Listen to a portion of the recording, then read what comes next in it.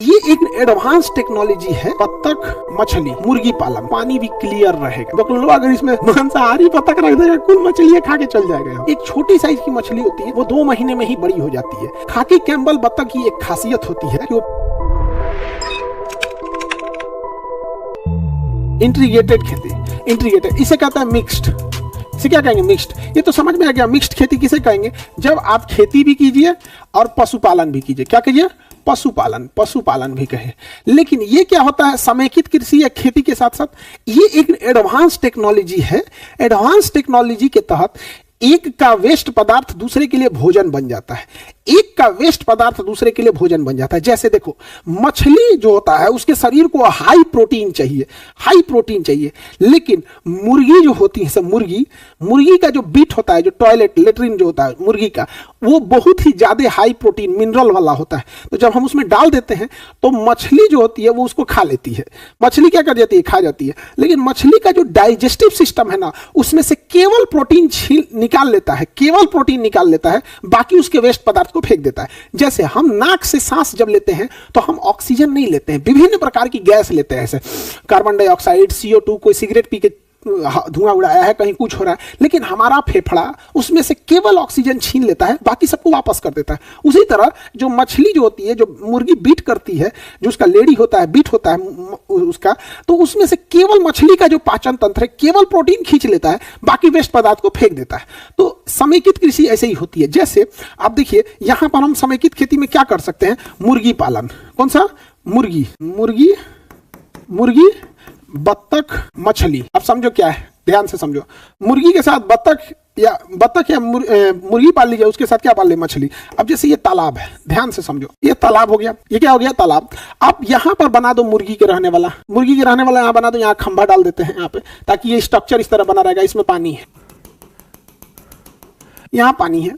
अब आप समझो ध्यान से, मुर्गी का जितना भी वेस्ट पदार्थ होगा वो इसमें से नीचे गिर जाएगा। आपको इसे साफ करने की जरूरत नहीं है, उसको गैप देके बनाना है, जाली टाइप का गैप होता कि नीचे चला जाए। ऐसे झाड़ देंगे तो नीचे चला जाएगा। तो यहां से मुर्गी हो गई, और इसमें क्या पाल दीजिए? मछली। अंदर क्या रहेगी? मछली। अंदर मछली है, मछली का भोजन हो गया, आधा तो ऐसे हो गया। अब मछली को जो दूसरी चीजों की जरूरत होती है वो ऑक्सीजन की। ऑक्सीजन मछली को तभी मिलेगा जब पानी में हलचल हो। पानी में क्या हो? हलचल हो। हलचल करने के लिए आप बत्तख पाल दीजिए। आप क्या पाल दीजिए? बत्तख। यहाँ पे बत्तख जो होते हैं सब ना, इसे पानी पसंद है। बत्तख जलीय जीव नहीं होते हैं, इसे पानी पसंद है। अच्छा, बत्तख में भी जो पीले रंग का बत्तख होता है ना, पुलिस की वर्दी की टाइप का होता है, खाकी कलर का, उसे खाकी कैम्बल कहते हैं। खाकी कैम्बल बत्तख जो होता है वो शाकाहारी भी रहेगा और वो अंडा भी ज्यादा देता है। शाकाहारी भी रहेगा और अंडा भी ज्यादा देगा, और बत्तख में बीमारी भी कम आएगी। तो इधर से जो बत्तख का वेस्ट पदार्थ होगा वो भी गिरेगा, और बत्तख जब पानी में चलेगा तो पनिया के नीचे तैरते हैं, ऐसे पैरवा मारते मारते ढेर सारे बत्तख चलेंगे सब, तो ऑक्सीजन की भी पूर्ति हो जाएगी। और बत्तख की एक खासियत होती है कि वो पानी में जितने हानिकारक कीड़े होते हैं, सब हानिकारक कीड़े, उसको बतखवा खा जाएगा। हानिकारक कीड़े को बत्तख खा जाएगा तो पानी भी क्लियर रहेगा। तो इसे क्या कहेंगे? समेकित खेती, इंटीग्रेटेड फार्मिंग। समेकित खेती या इंटीग्रेटेड फार्मिंग। और बत्तख सब में आप रेगुलर रहिएगा, चूना उना का छिड़काव कीजिएगा। आप देखिए, मुर्गी और बत्तख, इन दोनों के बैठने का जगह जो होता है वो साफ रहना चाहिए। तो जरूरी है कि आप इसे हर हफ्ते चूने का छिड़काव करें। चूना नहीं छिड़केंगे तो बीमारी आएगा। तो जैसे इस पे चूना छिड़केंगे तो चूना नीचे गिरेगा, और जैसे चूना पानी इसमें गिरेगा ऑक्सीजन बना देगा। चूना पानी में गिरते क्या बनाने लगेगा? ऑक्सीजन। तो जो हम चूना छिड़काव किए मुर्गी की सफाई के लिए, बत्तख के सफाई करने के लिए, जब वो चूना नीचे गिरेगा तो ऊपर तो सफाई भी कर दिया, और नीचे जैसे पानी में गिरेगा तो रिएक्शन करके चूना क्या बनाएगा? ऑक्सीजन बना देगा। तो मछली को ऑक्सीजन की भी पूर्ति हो गई।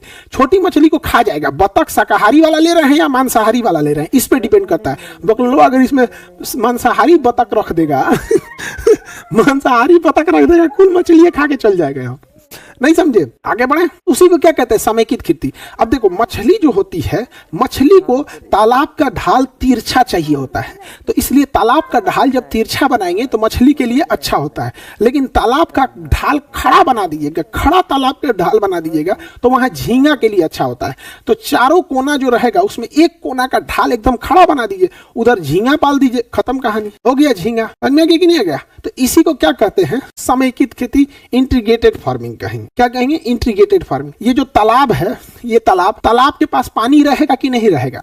तालाब के पास पानी रहेगा तो इसके साइड साइड में आप केला का पेड़ बो सकते हैं। क्या बो सकते हैं? केला का पेड़, क्योंकि केला को बहुत ज्यादा पानी चाहिए। केला को क्या चाहिए? बहुत ज्यादा पानी चाहिए। हो गया, केला के पेड़ को बहुत ज्यादा पानी चाहिए, तो साइड साइड में आप क्या बो दीजिएगा? केला का पेड़ बो दीजिएगा। हो गया। इससे फायदा क्या होगा कि अगर आपके खेत में, आपके तालाब में कोई जलन से जहर फेंक दिया ना, तो मछली के मरने की संभावना फिक्स है कि मर जाएगी। लेकिन जहर फेंकने की जानकारी अगर आपको मिल गई और समय रहते आप ये केला का पेड़ काट के उसमें फेंक देंगे ना, तो आप केला में देखिएगा ना, अंदर ना सेल बने होते हैं, छोटे छोटे छोटे छोटे, उसमें ना मोखा मोखा बना होता है, तो खींच लेता है अपने अंदर। तो जहर के प्रभाव को 50% कम कर देगा अगर केला के डंठल को छोटा छोटा छोटा छोटा काट के अगर उसमें फेंक देते हैं तो। हालांकि बहुत कम चांसेज होता है। यहाँ सोचो आदमी को जहर खिया दो तो बच ही नहीं पाता, जिसके पास बुद्धि, हाथ पैर, दिमाग सब कुछ है, तो मछली कहाँ बचेगी?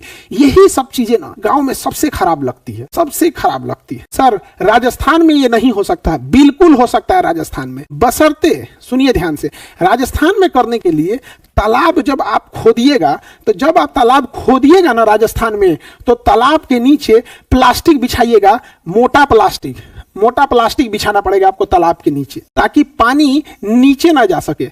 इससे फायदा ये होता है, कोई भी मछली पालता है तो तालाब के नीचे प्लास्टिक बिछाना पड़ेगा, क्योंकि मिट्टी से गंदगी और कीटाणु भी आते हैं सब, जिससे मछली खराब हो जाती है, तो प्लास्टिक बिछाना पड़ता है। तो राजस्थान में भी बिछाएंगे, और इवन अगर आपको मछली पालन करना है तो उसमें भी डालना पड़ेगा, उसका एक अलग प्लास्टिक आता है, तालाब के लिए अलग जियो फाइबर आता है, उसका अलग नाम होता है। समझ में गया? तो राजस्थान में भी कर सकते हैं ये चीजें। तो इंटीग्रेटेड फार्मिंग। अब जैसे धान का खेत है, जब धान बड़ा हो जाए, 1-1.5 महीना का धान हो जाए, मजबूत हो जाए, तो धान के खेत में आप बतख छोड़ दीजिए। धान के खेत में आप क्या छोड़ सकते हैं? बतख छोड़ सकते हैं। तो धान के जितने कीटाणु होंगे, कीड़े मकोड़े, बतखवा खा जाएगा। उसमें आप छोटी वाली मछली छोड़ देंगे, क्योंकि मछली की वैरायटी पे भी डिपेंड होता है। कुछ मछली 1.5 साल में बड़ी होती है, कुछ मछलियां 6 महीने में ही बड़ी हो जाती है। एक छोटी साइज की मछली होती है, वो 2 महीने में ही बड़ी हो जाती है। जबकि धान के खेत में प्रॉपर 2 महीना पानी लगा होना चाहिए। आपने जो धान की खेती की है, अगर प्रॉपर 2 महीना धान की खेत में पानी नहीं है ना, तो आपका धान बर्बाद हो जाएगा।